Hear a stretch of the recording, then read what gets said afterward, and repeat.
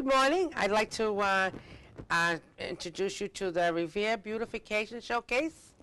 And my two guests today are Ray Faucher, is a Coastal District Manager of the D.C.R, and Carol Haney, one of the R.B.C members.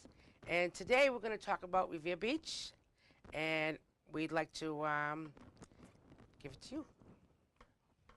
All right. I'm Carol Haney, and I am a member of the Revere Beautification Committee, the R.B.C. And I'm here today to talk to Eleanor and Ray Faucher about the Revere Beach. We're going to focus on Revere Beach. We're going to focus on what the Beautification Committee has accomplished in partnership with the D.C.R, the Department of Conservation and Recreation. Am I correct? That is correct. And to let the people of Revere know that for the past 6, 7 years, maybe even more, the Revere Beautification Committee has met on a monthly basis with representatives of the D.C.R. and to discuss problems on the beach, to work together to try to resolve these problems, and also to apply and work together again for funds to improve the beach. And we have done this over the year through a program called the Matching Funds Program, in which the state, in the form of the D.C.R, they fund whatever project we have applied for that will benefit Revere Beach. We pay 1/3, the state pays 2/3 D.C.R.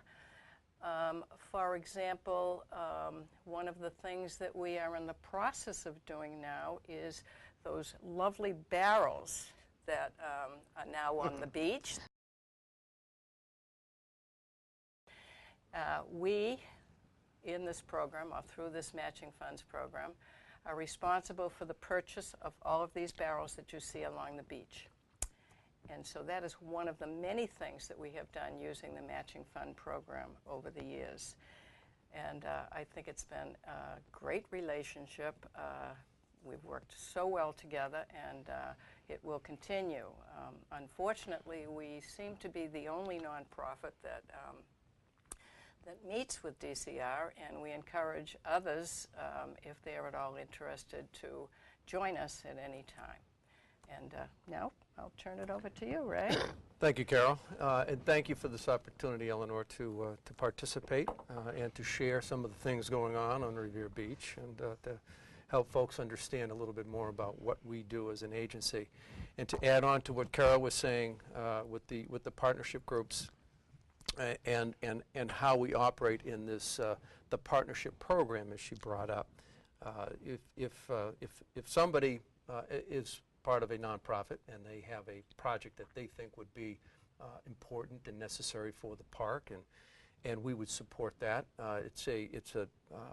We will match 2 to 1 up to $25,000. If it's $25,000 or more, it's a 50-50 split. So we can get some remarkable things accomplished with that program.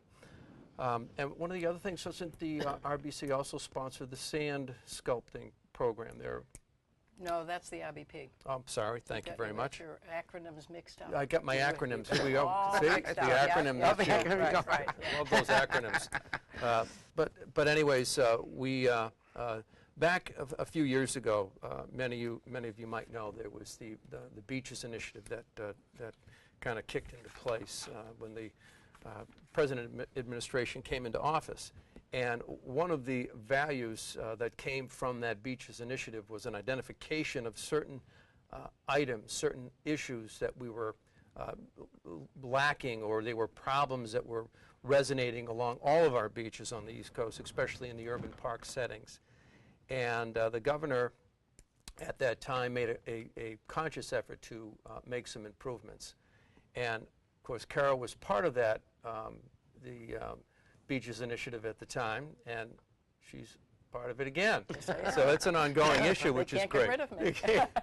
And it's important that we have folks like Carol involved in that kind of a process, because they're the ones who are closest to the facility. They understand things. They've got a history with the facility, so they understand things and see things with greater insight sometimes than we can.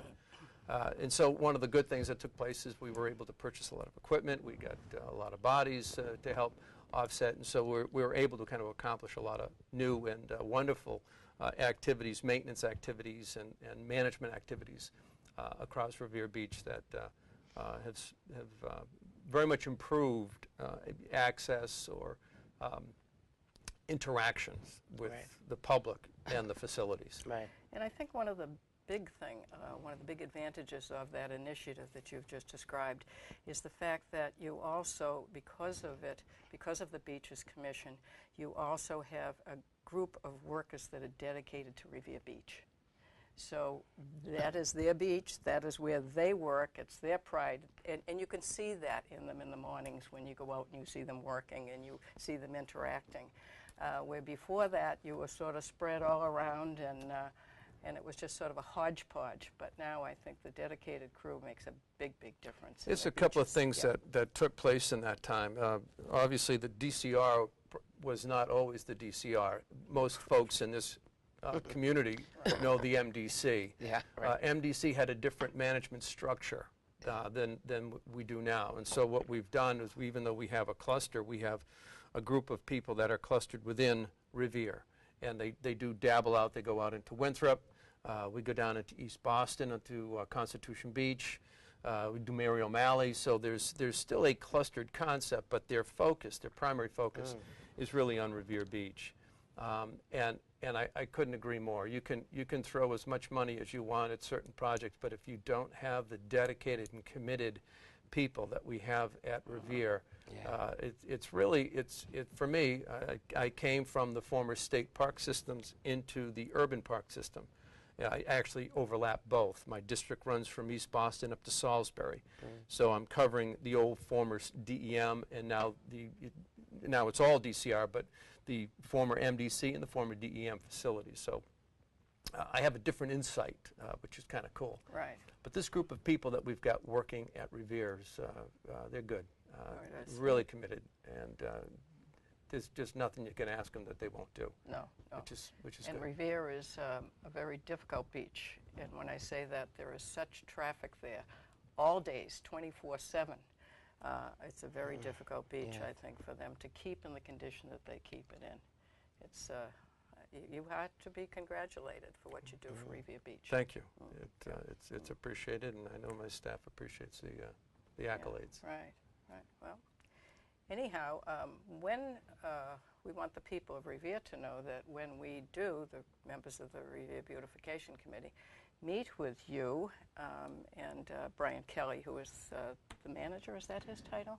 He would be the facility operations team leader. Wow. So he's our team leader. No wonder I didn't know that one.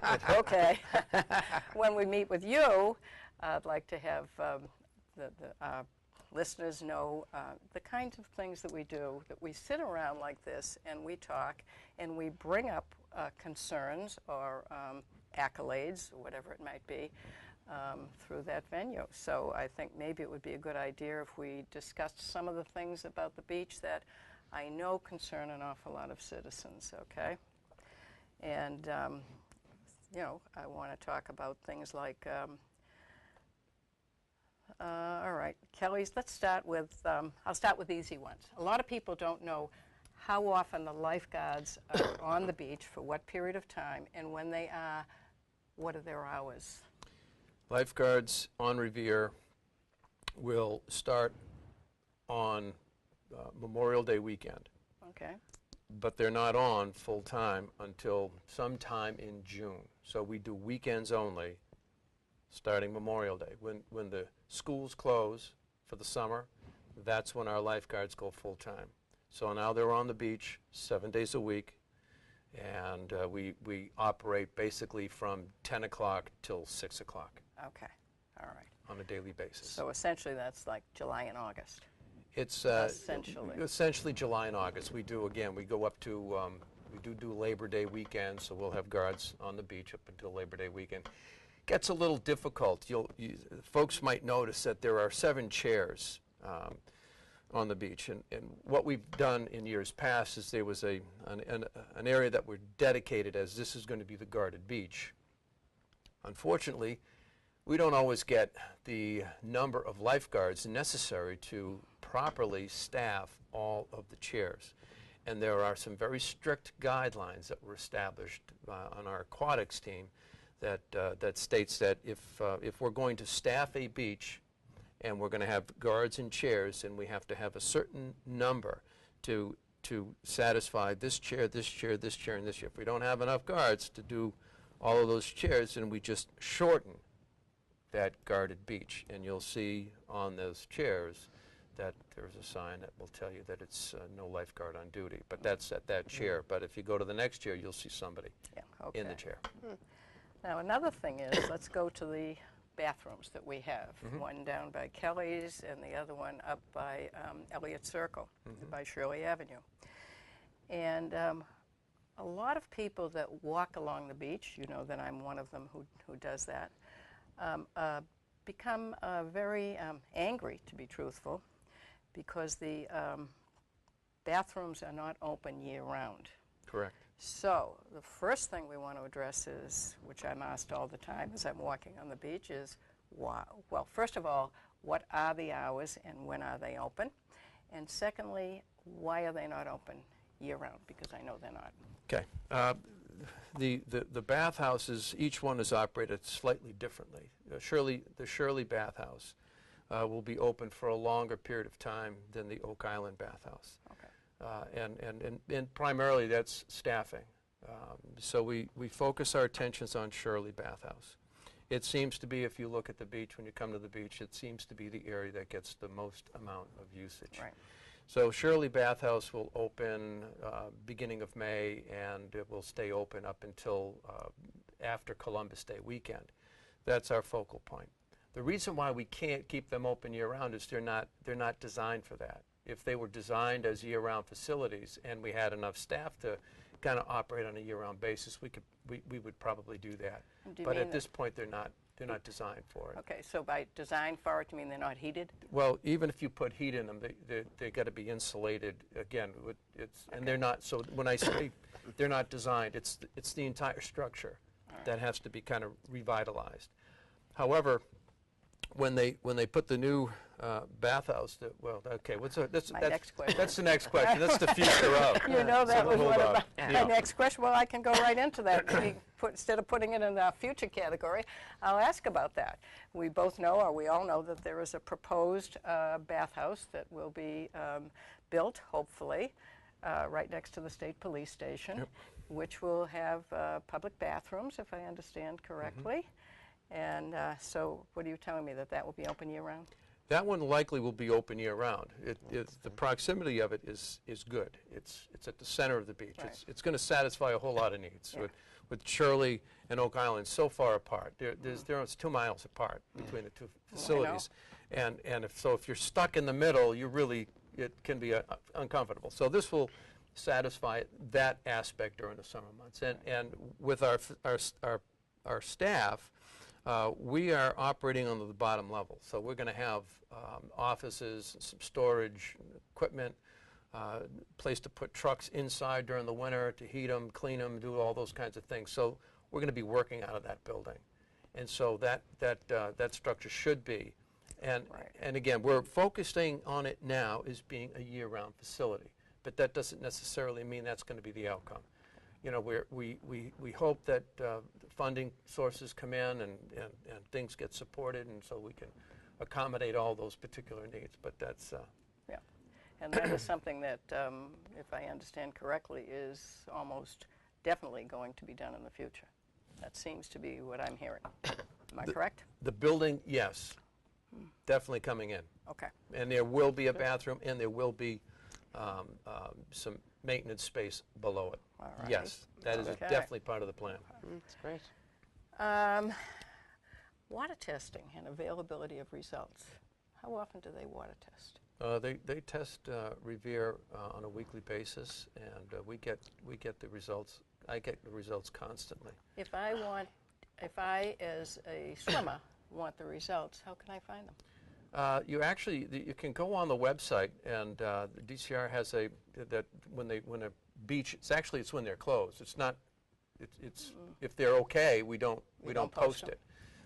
And so what you need to know is when the water quality goes bad, you'll see red flags. Right. When is the last time you saw red flags? Long time. We don't. You don't. Yeah. We really don't. Which is really pretty exciting. Yeah, I know and that this- we had 100% opening last year. Yeah, and I know that. it was the same this year. Yeah. We Oh, did all not right. close yet. Good. Yeah. Winthrop closed for a day, and that was I know it. It's absolutely wonderful. So the only when time I think of what something's- the water used to be like a few Yeah. years ago. And I think, wow. and again, we're going to go back to the Beaches Initiative because this is something that was focused on water quality, and this has been an ongoing project for 20 years now. Yes, it has. Trying to improve the water quality of all those urban beaches.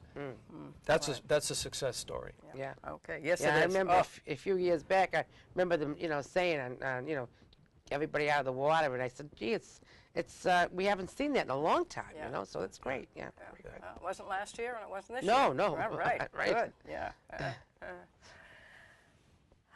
So no news is good news, right? Well, that's Absolutely. basically, yeah. That's right, basically. Absolutely. Yeah, No right. red flag. That's right. Good, Right. good, yeah.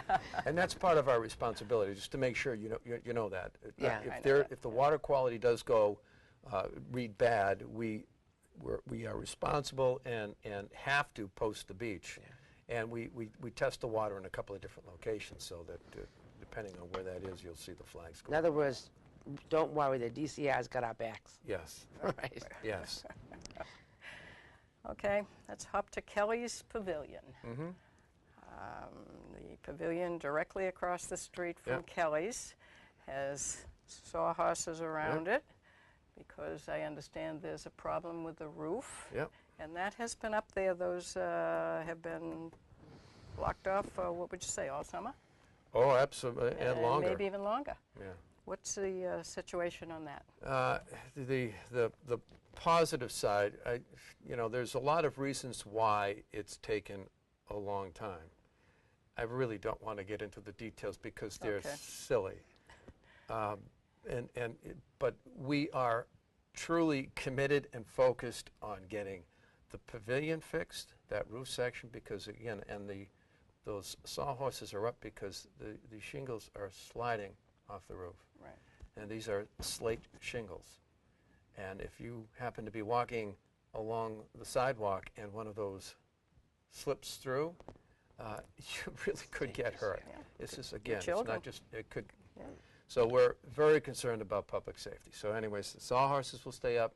I was in dialogue this week, on Monday, with our engineering department to find out what the status is, and we're getting closer and closer.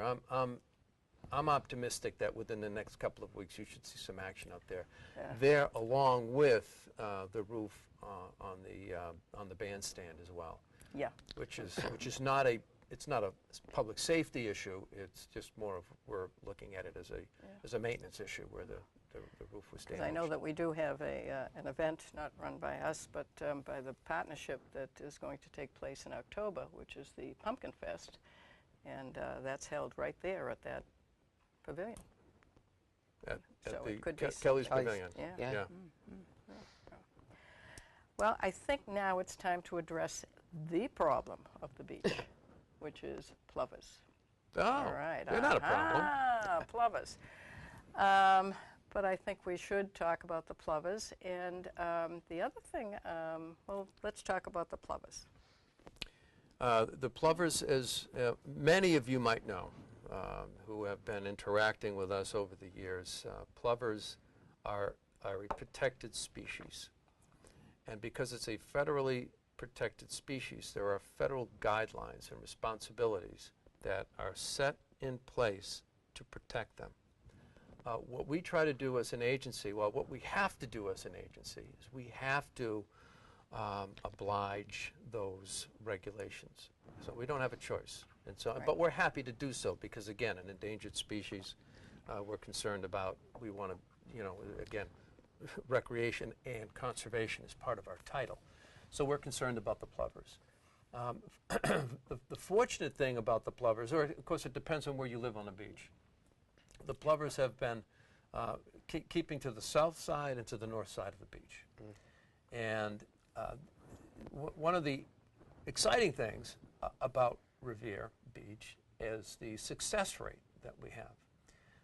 The success of the fledged birds, and that's when they come, they nest, they have eggs, the eggs will hatch, and that clutch will actually come to a point where they'll fly away. And the numbers of birds that get to that point where they fly away is way higher here in Revere than it is at a place like Sandy Point, which is a very remote area, because there are less things that are disturbing the birds. So we've got a great success rate. The more success rate we get with the birds, the higher the numbers go. The higher the numbers go, at some point there may be a point when they might not be a protected species. It might not be necessary. I won't say that that's going to happen. I'm saying it has the possibility. So who knows? The benefit of the birds coming on and allowed to kind of go through their life cycle here on Revere Beach is pretty exciting. That we have the opportunity to support this. It is. And now, you people, D.C.R. Fences off, I'll say ropes off, the area in which the plovers nest. And you do it with these triangles, these blue triangles all around, and then the rope all around, okay? It is my understanding that when the birds leave, that you will remove all of that rope. Is that correct? That's correct. All right. Now, this year I noticed that it was longer than after they left, or I understood they left. So why wasn't it taken down? I think that's part of the problem. I think people think that the birds have left if there are a lot of folks, which is kind of cool. They're actually watching and monitoring the birds themselves, and not because they're waiting for that opportunity for them to leave so they can take over the beach. It's really they're excited about the birds, and so you'll see the majority of the clutches fly away. There were a few where we had a couple of late nesters, and when you get a late nester, then you'll still have to keep the fences. You're going to have a late leaver. You're going to have a late lever, exactly. Oh, okay, all right. But the policy is, and we have a pretty good system in place. Our coastal ecologist, Jorge Ayub, kind of oversees the program.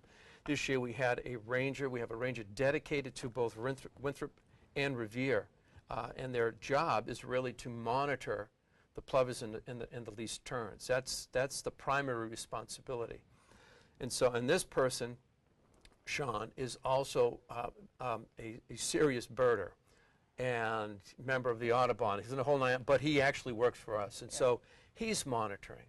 And then we have, excuse me, and then we'll have the Audubon whom we hire to do all the legwork. They're the ones that put up it's what we call symbolic fencing, because it's only intended to give folks the impression that there's something in there that we don't want you to go in, but at the same time it needs to be kept open, and that's why it's just a string. Right. We don't want anything serious. We want the birds to be able to move back and forth in between their nesting areas, and because they feed on the rack line, which is right at the high tide mark.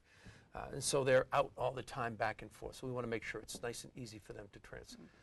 And now, so what you're telling me then is, so now when the late leavers leave, you take down that rope almost immediately. Is that correct? Okay. It's I want supposed people to be. to know that. It is supposed to be. Yeah. All right. And again, with the proper monitoring, we can accomplish that. It could be a day or two, but that's when the birds are gone. Weeks. When they have fledged, that means when they're old enough that they can fly, and they can fly for so many feet. Then we identify that as they have fledged. Okay. And then the fencing can come down. All right. Now, a lot of people are under the impression that what I call snow fences, I don't know what they actually are, in the dunes, are part of that. And that is, they should be removed too. I try to tell them that they're totally different. Am I correct? You are correct, Carol. Again, the snow fencing has an entirely different purpose. Again, as I said, the symbolic fencing is only intended to tell people that there's something inside there. It has no other purpose. And we try to keep it very inconspicuous because we don't want big structures. We just want to make it a simple statement. The birds are here. And we need to keep people, in particular animals, out of those areas. And that's one of the reasons we don't allow dogs on the beach during the summer months. And we don't allow them at all, let alone just on leashes. You know, off-season you can bring a dog on the beach on the leash. Never, ever do we allow you to run your dog loose on the beach. So anyways, within that same area, and this is in the north side of the beach, we have an area where we have dunes. And the dunes are constructed dunes. It's not a natural dune. There would be a natural dune. I mean, this is a barrier dune, part of Revere Beach. If you look at Revere, you see, you know, you've got the beach, there would have been a sand dune, and then behind it, you've got marsh. Right. And if you look, we still have marsh behind it. So it's a barrier dune. What the dune is intended to do is to protect, and this is really an experimental area, and it's been up for a while, but it's still an experimental area. And what they're intended to do is try to subdue the power of the sea. So when the waves crash, they hit a hard surface. The energy only gets displaced. It doesn't get absorbed. It doesn't get softened. It just gets displaced. So you go down to Winthrop, and during these major storms, you see the water hit the seawall. It goes flying up in the air. The energy hasn't stopped yet. Then the wind blows it onto the road. Those dunes are intended to absorb the energy. So as a softer surface, the wave will hit it, and it will either break it down, it'll get absorbed into it, and so the dune, the grass is on top. That's what it does. What the fencing does, it helps during the year to capture sand. As the wind blows off the water, or even offshore, it doesn't matter which way the wind is blowing, if sand is moving, it hits these snow fences, these little slats, goes in between, and then drops inside, and that's what helps to build a dune. And so the intention is to try to keep them going. What we do in other places, such as Salisbury, where we've got, it's a similar thing. It's a barrier dune, but we have in some places we have a very healthy dune, other places we don't. But we put snow fence up, and we're replacing it, or we put it up every year. But as we're putting it up, we put up a row of snow fencing. The wind does its thing, the stand starts to build. That snow fence will actually get covered. And then the following year or two, we put up another row of snow fencing. And then that gets, and again, what that does is it protects all the private property behind it, so that the water, again, the energy of those waves has something to kind of soften it and keep it from crashing over and doing the kind of damage. If you go down Revere Beach, and if you look at where we have the snow fences right now, after where the fencing ends, you'll see several posts that I assume held snow fencing that must have been destroyed in some way. Do people intend to replace that fencing, or what? Some of it, yes. Sometimes it's a matter of, you know, getting the snow fence and having the bodies to put it up. But yeah, most of that is intended to go back up. If it doesn't, again, part of it is you know, we are still researching. And that, again, our coastal ecologist is working diligently, and we're looking, you know, coast to coast and north to south to see what are some of the practices that other states are doing, other countries are doing, to try and build dunes. And so sometimes it's a matter of let's hold off before we do anything to see if there's a better way of addressing the building of a dune. There's better alignment. Do we do this and this? Do we create H's? What's the best way? What's the best approach? So we're still doing research on that. All right. But and I hope I've answered the question. You have. Good. You absolutely have. And I think it's important for people to know this, because they are very confused.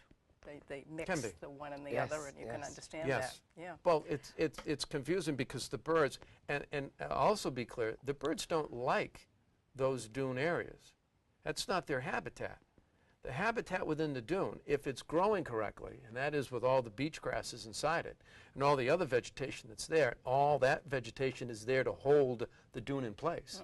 So those root systems go down, you know, They sure they're fabulous. So they're holding the dune and the sand in place. And again, it's another one of those buffers. When the energy of the wave hits it, it's getting absorbed, and those beach grasses are holding it.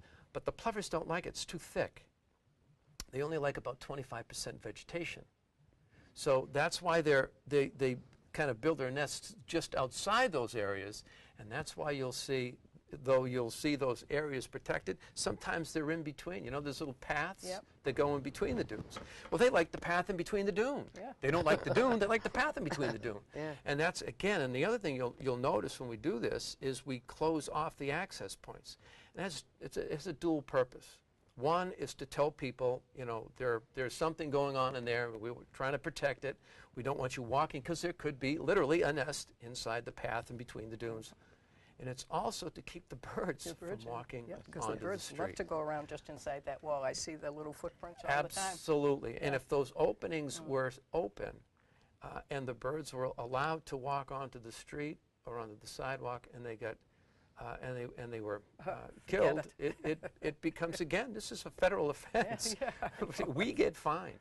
Yeah. It's, you know, and it's a healthy fine. So we're really, and it's not the fine that we're worried about. It's the protection of the birds, and we want the birds to do their thing and fledge and go out and satisfy the national growth of plovers throughout the area. Right. That's our goal. Well, I'm going to hop from here. These general questions are the questions of concern, because I want to talk about the future. Because the future of Revere Beach is going to be greatly changed with the development, in my opinion, of the development of the North Lot. Yeah. We have one apartment complex in construction, under construction. It's my understanding, correct me if I'm wrong, please, that another one adjacent to it is ready to begin. And I think that's where the D.C.R., your DPW keeps all of your equipment, etc. So that means that you're going to have to move, and you're going to have to go somewhere. Yes. And what are the plans in our future? That's really exciting. You know, one of the great things that's going on right now is that the agency has recognized something very important. Revere Beach looks as good as it does, not just because we have great staff. It's because we're here. Prior to the Beaches Initiative, prior to 2007, the maintenance staff was working out of Nahant. And I want you to think about that. That means all the trucks, that means the beach tractors, that means the beach equipment, that means the staff. Everybody has to start in Nahant in the morning and then drive over to Revere. And if we're talking about equipment, it's a slow boat to China. So now we have our facility is here. It's on the beach.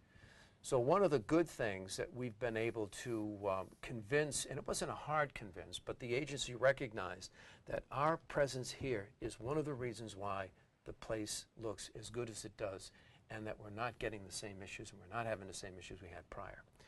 So with that in mind, yes, we've moved from where we are right now. We were moved out of that spot to the North Lot, and then just last year we were bumped out of the North Lot back to where we were bumped out of before. Exactly. And in a year or so we're going to be bumped again. The hope is that when we get bumped the final time, and I'm hoping this is the last time, we will be in our final resting place. And that's going to be, as we're talking now, we're looking at 2 locations and serving basically 2 different purposes. We've already talked about the comfort stations, and that below the comfort stations, next to the police department, next to the bridge, there's going to be a maintenance facility underneath that, which will have a couple of bays, big oversized bays, so we can put our trucks inside, heat them, wash them, maintain them properly, because right now, think about it. We have a winter storm, and if you remember the very first storm we had last year, it came in cold and it stayed cold. We were hitting zeros, and we're salting the roads, so we're treating the roads with a salt. And salt, as we all know, is very corrosive to equipment. How do we deal with that? we're wash it outside. off. We have to wash it off. We're outside. yeah, So we take it, we have to go back down in a hot. We have to wash off our equipment there because they're the only ones that have an outside hose that can be kept inside and then brought outside during the cold. We wash them off, we bring them back, and what happens to the truck? Now it's all wet. Turns into a giant brick. We have no. So this is not a great scenario, and it just causes some very difficult and some for my staff to kind of maintain. And the things. ordinary person doesn't think of that. Yeah, The ordinary person doesn't think of that. So this is what we're contending with right now, and we're still, even though we have those really difficult scenarios, we're still able to stay on top of things. Now the great reward for this very diligent and dedicated staff is going to be, one, they're going to have this new facility, but it's not big enough to house our operation. This new facility with the bathhouse by the bridge, the pedestrian bridge, and the lot is going to, about 10,000 square feet is what it's going to incorporate. We need about 25 to 30,000 square feet for space and whatnot. So what we've had discussions on is where are we going to put the rest of our maintenance facility? And some folks are talking, well, we'll put it down by, by the state DPW. And they go, that's not going to work because now again we're going to have to drive through 18 different traffic lights and it's too far away. Well, maybe we can put it in one of the buildings or buy some property nearby, and you go that the cost is way too high for the property, and then to build something, then you're not going to have the right system. So then we said, how about we take our own property? So right next to Chester Ave, there's a large block, and this is the same location that we're basically, not exactly the same, but it's in that strip that we're talking about, the future playground. Playground, right. So, but the playground is going to be closer towards the Shirley Bathhouse area, which is way more accommodating. So we're going to be right next to Chester Ave. It keeps us right there on the beach, gives us access to our two primary roads, Ocean Ave and Revere Beach Boulevard. It gives us access to the beach without incident, without complication, and so that we can respond very adequately. We're going to have a small structure to house all of our winter staff. I mean, when we have a big storm, we pull staff in from all over the Commonwealth, from all over the state, because we don't have enough individuals that work out of Revere to satisfy the major storms, the big blizzards. So we pull people. So here we have this, right now we work out of the trailer. Yeah. We'll put, 18 people in that trailer. And this is 24/7. It's a 24-hour storm. Yeah. Could be a 48-hour storm. Could be a 36-hour storm. Working out of it's not good. No. Close quarters. It's close quarters. So we're going to have the maintenance structure underneath the bathrooms. We'll have a larger structure that'll just be dedicated, but not really big, but it'll just be dedicated for maintenance purposes. We'll have some bathrooms in there, some space for people to gather and warm, and then we're going to have some stalls for the equipment. We'll have probably a place to fuel up, and so that will become our maintenance yard. Yeah, which is sounds like a great solution, but aesthetically speaking, people are concerned about what it's going to look like. First of all, from Chester Street, if you're heading down toward Beach Street, about how far would you go? To the Cement City, or would you go beyond that, or what? Oh my gosh, no, it's smaller than you think. 100 by 100, or 100 by 200 is really so. And if you take Chester, you can go in 100 feet that way and a couple hundred feet down, and you're satisfying all you need within a very. Right. It doesn't so have will to you be be big. digging down, because I mean Yes. it's elevated there? So you'd Yeah. be digging down, and you'd be level with Ocean Ave. We'll be Is level that with what Ocean you're Ave. talking So about? what you'll see from the beach area is we're again, nothing is set in stone yet. Right. This is what you're thinking of. It's really, these are kind of the design ideas, and we're trying to simplify.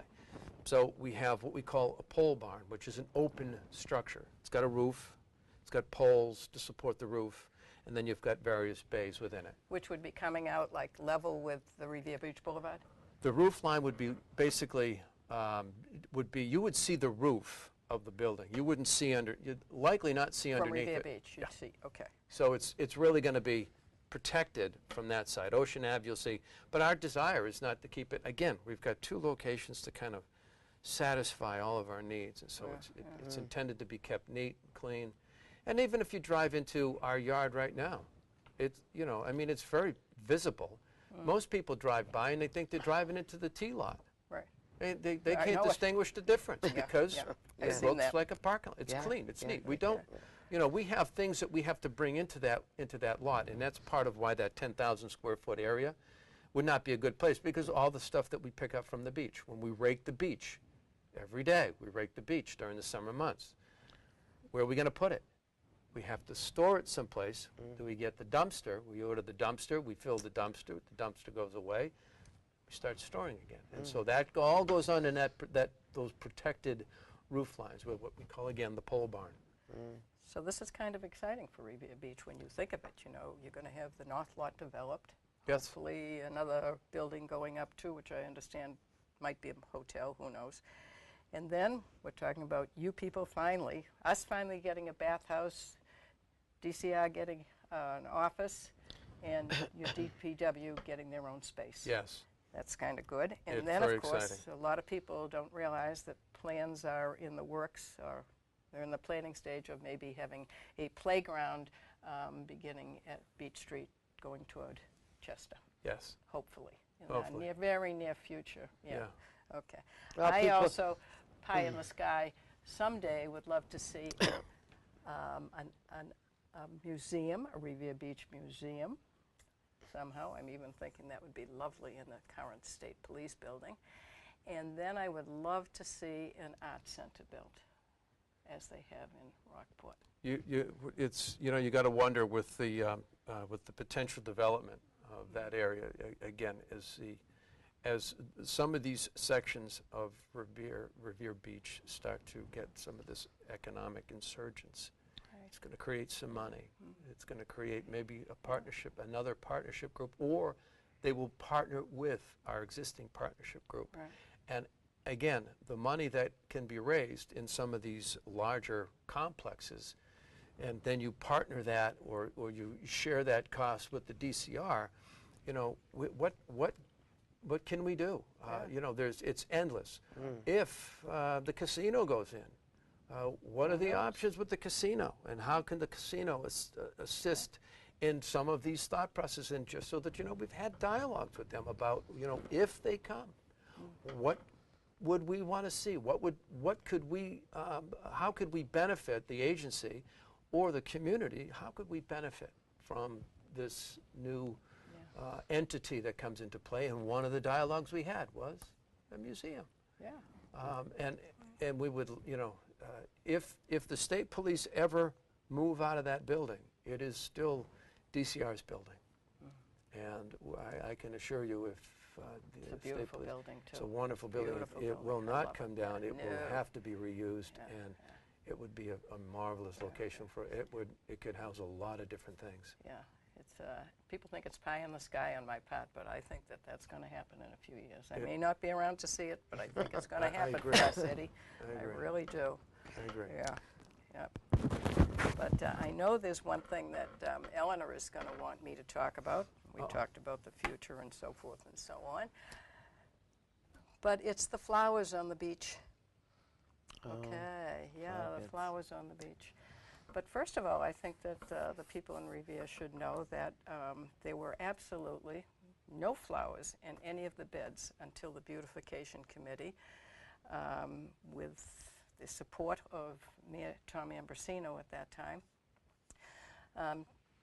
took ownership and worked again with the D.C.R. to have the plantings in the various beds and through Doris Park, et cetera, along the beach. And we did that for several years until about 3 or 4 years ago, when D.C.R.